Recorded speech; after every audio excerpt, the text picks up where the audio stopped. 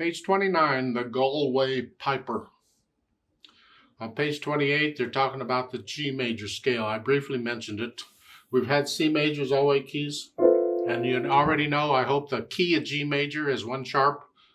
Okay, well, it's an F sharp.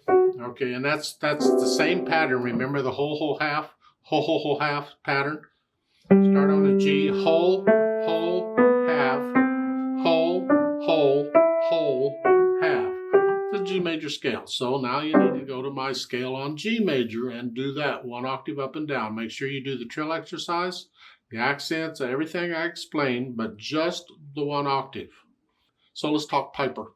I look it over, it's about a page long. It's got a DC Alfini, but there's about a page of music to learn. Treble bass clef as 1 sharp in the key signature. We are in the key of G major, and 4/4 time signature. 1 hand at a time, because we got stuff going on here. The music is getting more involved, huh? We're starting here in the 10. That's 1, 2, 3, 4, 1, 2, 3 and 4 and. Crossover. Well, if you're doing the scale, this is easy. Remember, we've already did this. Well, this is actually easier. It's a black key. And now we change positions. At the end of the first line, you're here. It goes second line, thumb comes under. So we're just doing this. You can already do that, I hope. If you'll stay relaxed, the thumb will do its thing. You don't have to cross over and move around and all kinds of junk. Just relax, it'll come. Here. Now at the end of the second line, you're here. And the third line, you reach up to the octave here and then clasp. 1 and 2 and 3. And cross over like the scale. And then here, no. I understand why they're doing this, but no. They're after the fingering and the scale. That's what this is for. Because that's the fingering and the scale. But I'm not going to do it that way in a piece of music, because in the second measure with the half note, I'm talking third line, and going on, then what you hear, no. What a bad idea. Shamey. Go find something else to do the scale on. Now, I'm just going to cross over 1 note. I'm staying here. Now, if I didn't need to go back up in the third measure, then I could do that. But when you move in a piece, you're moving around, a lot of times you're moving to help set up for or prepare for what's coming. And here, you're out of position for what's coming. You're here. That's terrible. So just stay here in this position and then cross over. Now you're right there. You can go on. Then at the end of the line, you can come down if you want. However, I would prefer thumb on the half note, because at the 4th line, I got to come back up here. That's a stretch. I'd like to connect it. I'm not actually going to, but I would like to be able to. So I'm going to use thumb on the half note. Scrunch up here. Then I'm ready. Now in the last line, you can go ahead and use third finger, because we're in position to go on. Here. That's okay. They're using the fingering in the book as a teaching aid to cross over the thumb. I'm saying it's more important to teach you proper fingering in the piece, and it's more important, in my opinion, to be in position for what's coming. And so I don't recommend that. Now in the last line you can do that, because you're already in position for what's coming. That's okay. Left hand, 1 and 3 here, and then third measure, you just reach out and a little bit. Both fingers come out. This is where we get the outside fingers coming out. That's all it is. And the third line, you got to come down here. Just reach up and move. That's okay. And they're all whole notes except the very end. Put the hands together, and what do we get? Well, I'll hesitate. That's okay. I'm here. Okay.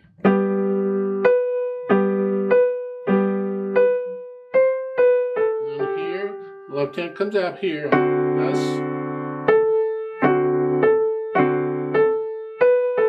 And then again, thumb and right hand, the left hand's here. Get the idea? You do it. You put the hands together and then go back over just a couple measures or so at a time, or a line at a time, or whatever. It's up to you. And get rid of the hesitations. Keep it as slow as you need to, but no hesitations. And once you do that, then we add the articulation. The staccatos and flexing at the wrist, they're short. And when I go slow, I'm on the key and I'm bouncing off each time. If I go fast, you can't do that. You do this, but it's a small motion. Don't make it a big one.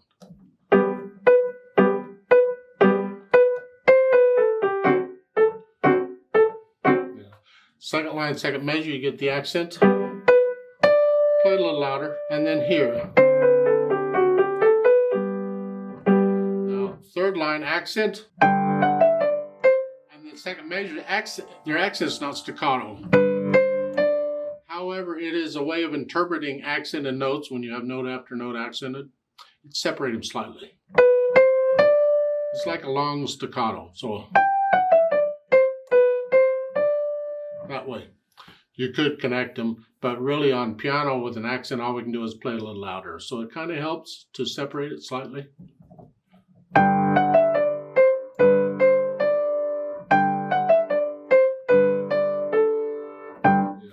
So I add the articulation and then the dynamics. It applies to the melody, which is the right hand.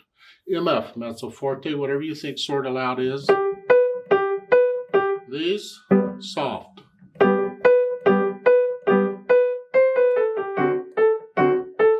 Third line down, you're loud. And the accented notes would make those very loud notes. I don't know about that. Just separate them. The left hand, keep it in the background.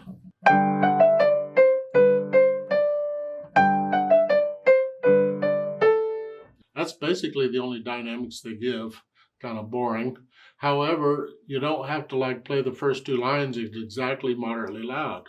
You could get a little louder and softer if you feel it.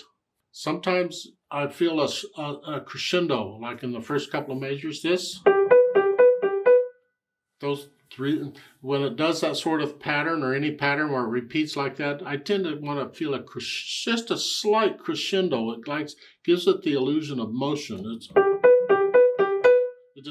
just a little louder, just a hair, not much. It's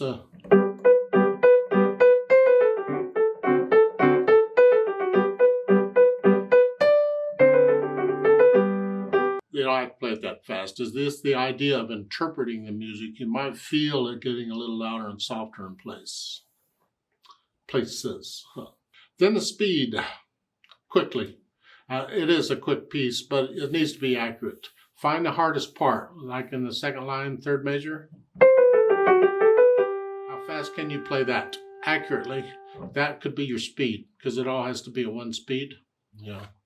I'll leave that up to you. Everybody's allegro will be a little different. The DC Alfine, remember at the bottom, DC means go to the beginning, Alfine means go to fine. And you'll find fine at the end of the second line. It's where the thin and thick bar line is. That's the symbol for the end of a piece, remember? Okay.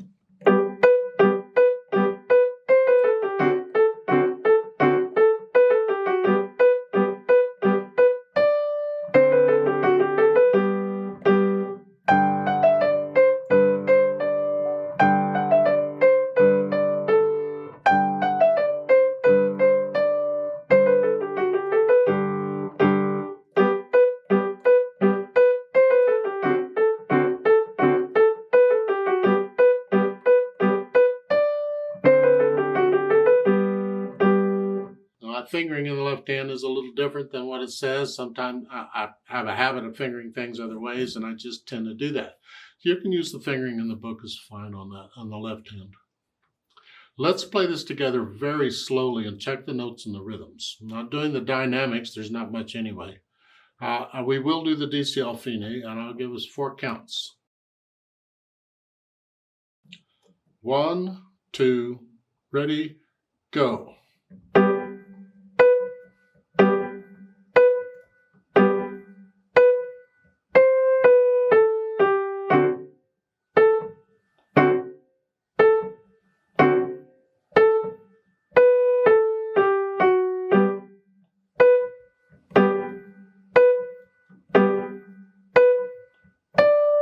4 and. 1, 2, 3, 4.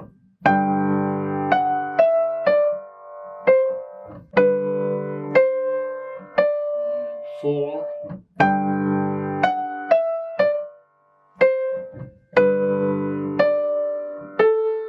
4.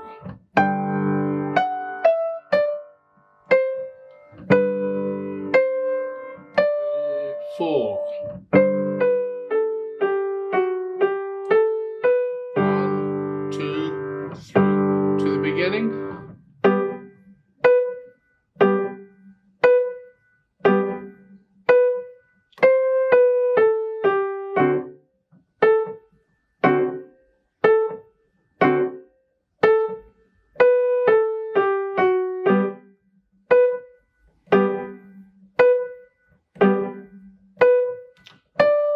Four and.